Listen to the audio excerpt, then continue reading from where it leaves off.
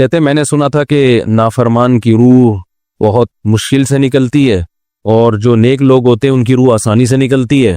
تو میں تو جب گیا یورپ میں تو میں نے بہت سے گوروں کو بڑے آرام سے مرتے ہوئے دیکھا اور بہت سے نیک لوگوں کو بڑی مشکل سے مرتے ہوئے دیکھا. تو یہ کیا ہے؟ تو کہہ رہے مجھے تو اسلام کے بارے میں اشکالات شروع ہو گئے. میں نے کہا آپ نے جن سے یہ تقریر سنی ہے نا کہ نیک لوگ کی روح آرام سے نکلتی ہے، بروں کی مشکل سے نکلتی ہے، انہوں نے آدھی بات بتائی ہے، پوری نہیں بتائی. میں نے کہا یہ تو صحابہ کے دور میں نے کہا اگر آپ حدیثیں پڑھ لیتے ایک آیت سے کبھی تھوڑی مسئلہ حل ہوتا ہے.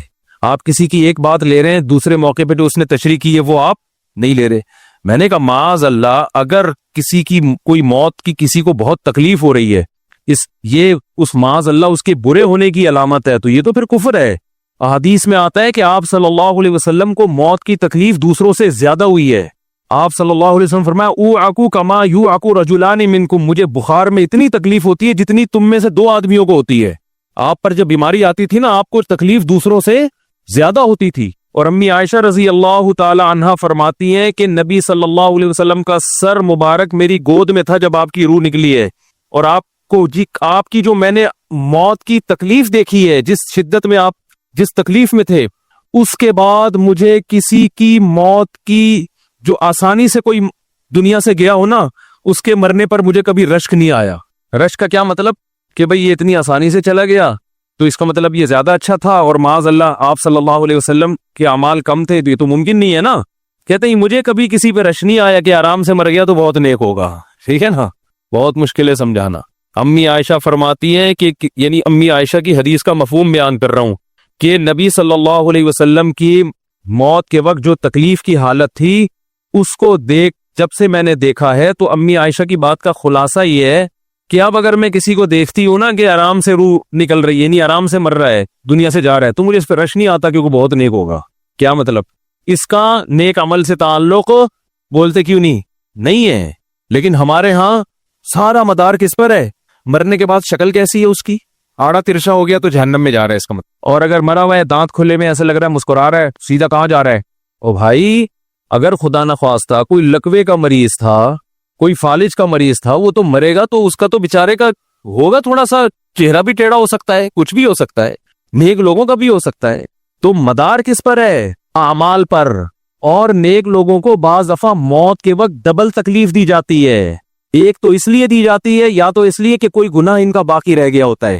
اللہ کیا کہتے ہیں؟ بھائی قبر میں جانے سے پہلے اس کو ہمارے پاس دھلا کے لے کے آؤ، صاف ستھرا ہو کے. اب ہمارے پاس آ رہا ہے تو اب ہم نہیں چاہتے کہ اس کے گناہوں کی گٹری ہو، اس کو پاک صاف کر کے لے. میں نے بڑے بڑے بزرگ دیکھے جن کو آخری وقت میں بہت مصیبت میں گزری ان کی، یعنی زندگی کے آخری ایام، بیٹیوں کی ٹینشن، کسی بیٹی کو طلاق ہو گئی، وہ گھر آ گئی، کوئی اور مسئلہ ہو گیا، تو بڑی ٹینشن میں آخری وقت. لیکن وہ زبان سے کیا کہتے تھے؟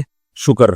کیا شاید اللہ تعالی ہمارے گناہوں کو معاف کرنا چاہتا. اولاد کی حدیث میں آتا ہے کہ انسان کو اس کی گھر والی کی طرف سے، اس کی اولاد کی طرف سے، اس کے جسم کی طرف سے تکلیفیں پہنچتی رہتی ہیں اور اس کے گناہ معاف ہوتے رہتے ہیں، حتی لقی اللہ طاہرا مطہرا، جب اللہ کے پاس آتا ہے نیٹ کلین، بالکل گناہوں سے پاک صاف ہو گیا. لیکن یہ تکلیف ہوتی ہے جس میں صبر کی توفیق بھی ملتی ہے، کیونکہ اللہ دے رہا ہے نا تکلیف، اور اللہ سزا کے طور پہ نہیں بلکہ کفارے کے طور پہ، تاکہ ہمارے پاس آئے تو صاف ستھرا ہو گئے. تو اس تکلیف میں پھر صبر کی توفیق، اس لیے علماء کہتے ہیں جس تکلیف میں صبر کی توفیق مل رہی ہے سمجھ لو یہ رحمت ہے. یہ کیا ہے؟ رحمت. یہ اللہ آپ کو بنانا چاہ رہا ہے کچھ. اب لوگ کہتے ہیں یہ والی تکلیف کی وہ والی کیوں نہیں آئی، یہ تو بہت زیادہ ہو گئی. تو بھئی اللہ سے کوئی نہیں لڑ سکتا، وہ جو دے رہا ہے وہ اس پہ صبر کرو. اسی کو کہتے ہیں تقدیر پر رضا، جو اللہ نے مقدر کیا ہے اب اس پہ کیا ہے؟ کوشش کریں گے، اللہ سے عافیت مانگے، اے اللہ ہمیں تکلیفیں نہیں چاہیے، ہم تو ویسے ہی کمزور ہیں، ایسا نہ ہو تکلیف میں اور ہی نافرمانی پہ نہ آ جائے. ہمیں تو خوشیوں بھری زندگی چاہیے، اور اللہ ان خوشیوں میں شکر کی توفیق دے کے گناہ معاف کر دے. ٹھیک ہے نا؟ جیسے لوگ حکیم کے پاس جاتے ہیں، حکیم صاحب کے پاس 2 طریقے ہوتے ہیں علاج کے. ایک طریقہ تو یہ کہ بھائی یہ کڑوی گولی ہے، 2-3 کھاؤ گے فٹ فاٹ ہو جاؤ گے، اس میں یہ بھی پرہیز، یہ بھی پرہیز، یہ بھی پرہیز. اور ایک طریقہ ہوتا ہے بھائی دودھ جلیبی کھاؤ، علاج لمبا ہو جائے گا، لیکن وہ دوا میں کیا ہے؟ دودھ جلیبی.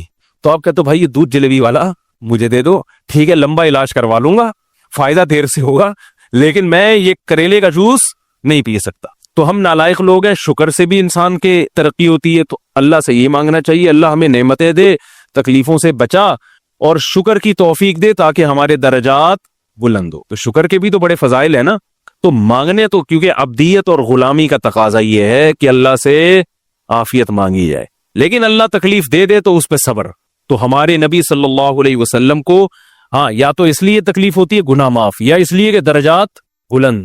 اللہ چاہتا ہے کہ بھئی یہ دنیا آزمائش کی جگہ ہے، جب آخرت میں آنا تو اتنا تجھے نوازوں۔ تو ہمارے نبی صلی اللہ علیہ وسلم جنت میں آخرت میں سب سے اعلیٰ مقام کس کا ہوگا؟ سید الانبیاء محمد صلی اللہ علیہ وسلم، حضرت آدم سے بھی زیادہ، نوح علیہ السلام سے بھی زیادہ۔ تو اللہ نے فرمایا کہ آپ کو پروٹوکول دینے کے لیے آخری جو اب آپ کا آخرت کا سفر ہے نا، اس میں مادی تکلیف آپ کو دوسروں سے زیادہ دی جائے گی۔ یہی وجہ ہے کہ حضرت فاطمہ رضی اللہ تعالی عنہ، آپ کی چہیتی بیٹی، جب انہوں نے آپ صلی اللہ علیہ وسلم کی اس تکلیف کو دیکھا نا، جو موت کے وقت تکلیف تھی اور جو بخار کی شدت تھی، واہ کرب ابتا، فرماتی تھی ہائے میرے والد کا کرب، بہت زیادہ غمزدہ ہو گئی ان کو دیکھ کر کس قدر تکلیف میں ہے۔ تو آپ صلی اللہ علیہ وسلم نے فرمایا لا کرب علی ابیک بعد اليوم، کیسے تسلی کے جملے۔ اپنی بیٹی سے فرمایا اے فاطمہ تیرے باپ پر آج کے بعد کوئی تکلیف، بولو لا کرب علی ابیک بعد اليوم، اس میں بھی آپ صبر کا پہلو تلاش کر رہے ہیں، شکر کا، بس یہ اللہ کی طرف سے آخری ہے۔ آج کے بعد اے میری بیٹی تیرے باپ پر کوئی تکلیف نہیں، اپنی بیٹی کو بھی تسلی دے رہے ہیں کہ غم ہلکا کر، بس یہ اللہ کی طرف سے آخری ہے، آج کے بعد کوئی تکلیف نہیں ہوگی۔ تو ہمارے ہاں وہ بیچارہ تکلیف سے جا رہا ہے، تو یار دیکھا آ گیا نا سامنے، لیکن یہ دیکھا ہم تو کہتے تھے بندہ ہی 2 نمبر ہے، اب آ گیا نا تو دیکھو کیسے مر رہا ہے۔ اور پیغمبروں کو تکلیف تو دی جاتی ہے، لیکن کوئی ایسا عیب نہیں ہوتا، ایسی بیماری نہیں ہوتی جو لوگوں میں معیوب سمجھی جاتی ہے، یہ نہیں ہوتا، کیونکہ پیغمبر اللہ کے قاصد ہیں، تو اللہ ان کو ہر لحاظ سے امت کو یہ بتانا چاہتے ہیں یہ میرے رسول ہیں، یہ میرے سفیر ہیں۔ تو کوئی بھی ایسی چیز جس کی وجہ سے لوگوں کو ان سے نفرت ہو، یا طبعی نفرت جو انسان کے اختیار میں نہیں ہوتی، تو اللہ ایسی بیماری اور ایسی تکلیف سے بچاتے ہیں ان کو۔ سمجھ میں آ رہی ہے بات؟ لیکن امتی کو ایسی تکلیف ہو سکتی ہے۔ یہ جو ختم نبوت کے علماء کہتے ہیں نا مرزا غلام احمد بیت الخلاء میں گر کے مر گیا، تو بعض لوگ کہتے ہیں وہ تو بیت الخلاء میں تو فلاں بزرگ کا بھی انتقال ہوا تھا، فلاں کا بھی بزرگ کا ہو سکتا ہے، پیغمبر کا بیت الخلاء میں انتقال بولو نہیں ہو سکتا، کیونکہ پیغمبر کو اللہ ایسے عیب سے بچاتے ہیں جو انسانوں میں عیب سمجھے جاتے ہیں۔ تو پیغمبر کو ایسی بیماری نہیں ہوتی، جیسے اچھوت کی بیماری ہے کہ کوئی ہاتھ نہیں لگا سکتا اس کو، ایسی بیماری پیغمبروں کو نہیں ہوتی۔ کوڑ کی بیماری پیغمبروں کو نہیں ہوتی، کیونکہ ایسی بیماری جس سے لوگ گھن کھاتے ہیں، ایسی نہیں، لیکن امتی کو ہو سکتی ہے، امتی کو ایسی بیماری ہو سکتی ہے، اللہ اس کے درجات کیا کرے گا؟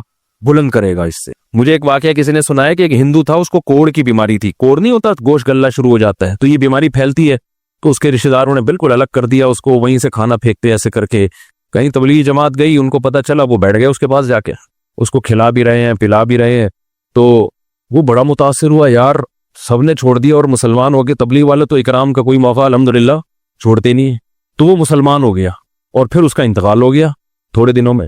اب دیکھو اللہ نے جو اس کو کوڑ کی بیماری میں ڈالا، یہ بیماری اس کے لیے رحمت بن گئی کہ نہیں بن گئی؟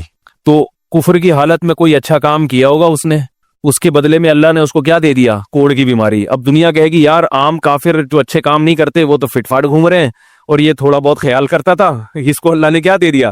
بھائی اس کو دیا اس لیے کہ اللہ کو پتا ہے کہ جی کوڑ میں ہوگا تو تبلیغ والے آئیں گے، اس کی آؤ بھگت کریں گے، اور یہ کیا ہو جائے گا؟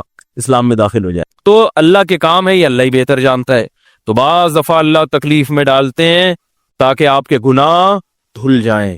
تو اس لیے موت کی جو تکلیف ہے نا، اچھا، اور عین ممکن ہے کوئی بہت بڑا بدماش ہو، بڑے آرام سے مر جائے، اور مرنے کے بعد ایسی خوبصورت اسکن ہو جائے اس کی، کیونکہ اسکن کی اچھے یا برے ہونے کا تعلق موسم سے ہے، جینے، ٹھیک ہے نا؟ جس کو برین ہیمریج ہوتا ہے تو چہرہ خراب ہوتا ہے، چاہے وہ نمازی ہو۔ میں نے ایسے پکے نمازیوں کو جن کی نماز کی حالت میں ڈیتھ ہوئی ہے، ان کو دیکھا موت کے بعد ان کا چہرہ کالا ہو گیا۔ یہ بری بات نہیں تھی، یہ کالا اس لیے ہو گیا کہ برین ہیمریج ہوا، رگ پھٹی ہے تو بلیڈنگ ہونا، اور ہارٹ اٹیک بھی ہوا پھر ان کو، تو ڈاکٹر کہہ رہے تھے ان کو جلدی دفناؤ کیونکہ یہ بہت جلدی ان کا جسم خراب ہو جائے گا۔ حالانکہ پھر میں نے خواب میں ان کو جنت میں بھی دیکھا، صحیح ہے نا؟ تو خام خمانہ لوگوں نے یہ چیزیں بنائی ہوئی ہیں۔ تبھی میت کو چھپانے کا حکم ہے، کیونکہ اکرام کرنا ہے نا، تو چہرہ مرنے کے بعد بگڑنا شروع ہوتا ہے، یہ ہر ایک کا ہوگا، چاہے نیک ہو چاہے برا، تبھی تو حکم ہے کہ اس کو جلدی دفن کرو، کیونکہ اس کی توہین ہے اب لوگوں کے سامنے رکھنا۔ اور ہمارے کیا ہو رہا ہے، باقاعدہ مردوں کے ساتھ سیلفیاں چل رہی ہیں، ناک میں روئیاں ٹھوسی ہوئی ہیں، اور ویڈیو بن رہی ہے، اور زیارت ہو رہی ہے، لائن لگ لگ کے پبلک دیکھ کے جا رہی ہے۔ کیا جاہلانہ رسم ہے یار، کیا جاہلانہ۔ میت میں اور دلہن میں فرق ہونا چاہیے، दुल्हन की मुंह दिखाई होती है, वो महल्ले पड़ोस की औरतें आती हैं, भाई दुल्हन आई है, ब्यूटी पार्लर करके देख रही हैं, तो मुर्दे और दुल्हन में इतना तो फर्क करो, मुर्दे की भी रूनुमाई हो रही है, तो ये गलत रस्म है। इंतकाल हो गया, फौरन चेहरे पे कपड़ा। हाँ, जो उसके बहुत करीबी लोग हैं, करीबी लोग ऐसा होते हैं कि अगर वो बदबू आ भी रही हो, चेहरा बिगड़ भी जाए, उनको नफरत नहीं होती। बेटे को अपने बाप से नफरत नहीं होगी, चाहे जैसा भी हो, चेहरा जैसा भी बिगड़ जाए, वो कहेगा यार मेरा इसका रिश्ता खूबसूरती की बेस पे थोड़ी है। लेकिन अजनबी लोग जब उसको देखेंगे तो चेहरे के बारे में तबसरे भी करेंगे। और एक साहब का इंतकाल हुआ, मैंने कहा जल्दी दफनाओ, चेहरा ना दिखाओ, तो उन्होंने कहा लोग कहेंगे यार लगता है कुछ चेहरा बिगड़ गया इसलिए छुपा रहे हैं। मैंने कहा अब तो और छुपाना चाहिए, इसलिए कि जिसका बिगड़ जाए उसको तो छुपाएंगे तो फिर लोग यकीनन कहेंगे बिगड़ा हुआ चेहरा है। तो इस रस्म ही को खत्म कर देना चाहिए। इंतकाल हुआ, फौरन चेहरे पे कपड़ा। हाँ, बीवी देख सकती है अपने शौहर को, या बेटे हैं, या इस तरह जो भाई बहन है करीबी, वो देख लें, बाकी पब्लिक से छुपा के उसको फौरन क्या करो, दफन। अब तो कब्र में जाके भी दिखा रहे होते हैं। ये अजमियों की गंदी रस्म है, बुरी रस्म है। गंदी का लफ्ज मैंने थोड़ा सा ज्यादा सख्त इस्तेमाल किया, लेकिन मुझे इससे ज्यादा हल्का लग नहीं रहा कोई लफ्ज। अरब में ऐसा नहीं होता। सऊदी अरब में जो है ना, अरब लोग बहुत सी चीजों में अभी भी इस्लाम के बहुत करीब हैं, बड़े खानदान। हम लोग चूंकि हिंदुओं के साथ ज्यादा रहे हैं ना इंडिया में, तो बहुत सी चीजें हमने वहां से क्या ली हैं जो मजहबी लोगों में भी आई हैं। अरब में ये सिस्टम नहीं मिलेगा आपको। अरब में जब तक जिंदा है एहतराम, अदब, तमीज। इंतकाल हो गया, फौरन से पहले दफनाया, कब्र पे तख्ती भी नहीं लगाते। वो जब जायज है तख्ती लगाना, लेकिन वो भी नहीं लगाते। कह रहे अब इसको तख्तियों की जरूरत नहीं है, अब दुआओं की जरूरत है। दुआएं होती रहती हैं अब्बा के लिए, सदक़ात और खैरात करते हैं, तब ऐसा सदके करते हैं अरब कि आपकी सोच होगी। ऐसी सखावत है अरबों में, अपने अब्बा के लिए, अपनी अम्मा के लिए दुआएं करते हैं। वो मैंने बताया ना, एक वाकया मैंने बहुत पहले सुनाया था, जद्दा में मैं किसी के यहाँ ठहरा हुआ था, सऊदी अरब में, पाकिस्तानी थे वो किसी अरब के साथ 30 साल से मुलाजमत कर रहे थे। अरबों का ना आपको एक पहलू दिखाया जाता है मीडिया पे, जो अच्छा पहलू है वो नहीं दिखाया जाता, और इस्लाम की वजह से उनमें खूबियां हैं वो नहीं दिखाया जाता।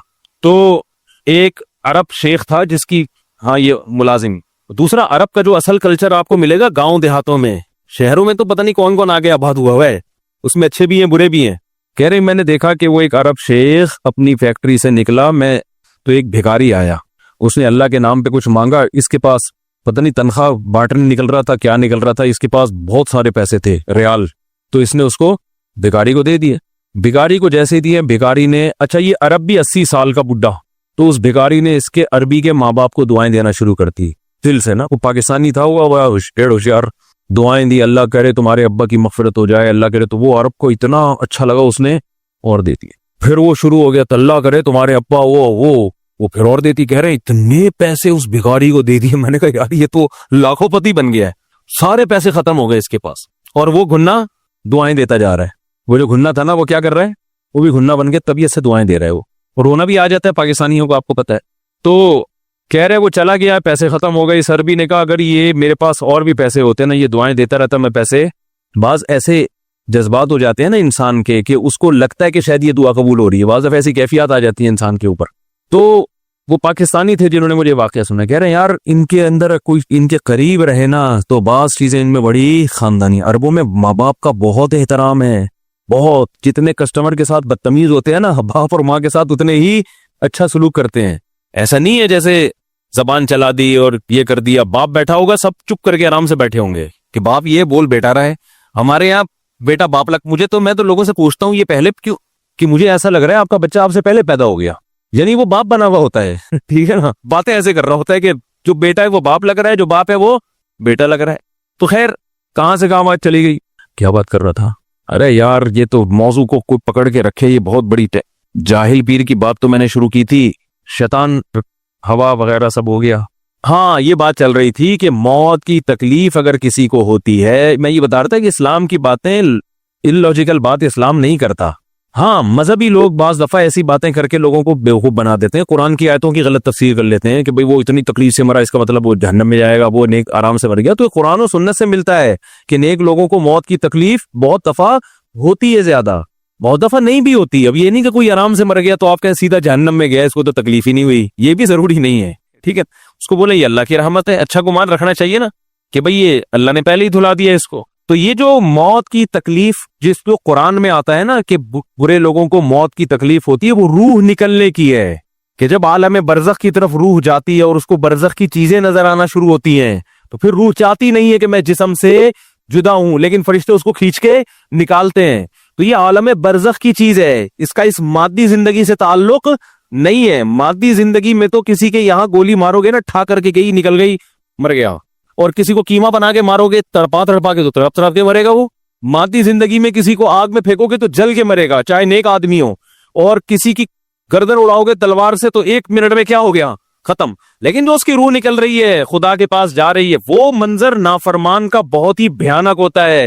اور نیک آدمی کی روح ایسے پرواز کرتی ہے، وہ اس کی تکلیف ہے. اور اس پہ میں ایک واقعہ بھی سنا چکا ہوں، دوبارہ نہیں سناؤں گا، کہ کیسے دنیا میں بھی اس کے مشاہدات ہوئے ہیں لوگوں کو، کہ کیسے ان کو آخرت کی چیزیں نظر آنا شروع ہو گئی اور وہ باتیں کر رہے ہیں، باقاعدہ بتا رہے ہیں فروح و ریحان و جنت نعیم. جو قرآن میں آتا ہے نا، فرشتے آتے ہیں اور اس کی روح قبض کرتے ہیں، تو وہ بعض دفعہ اللہ دنیا میں بھی دکھا دیتے ہیں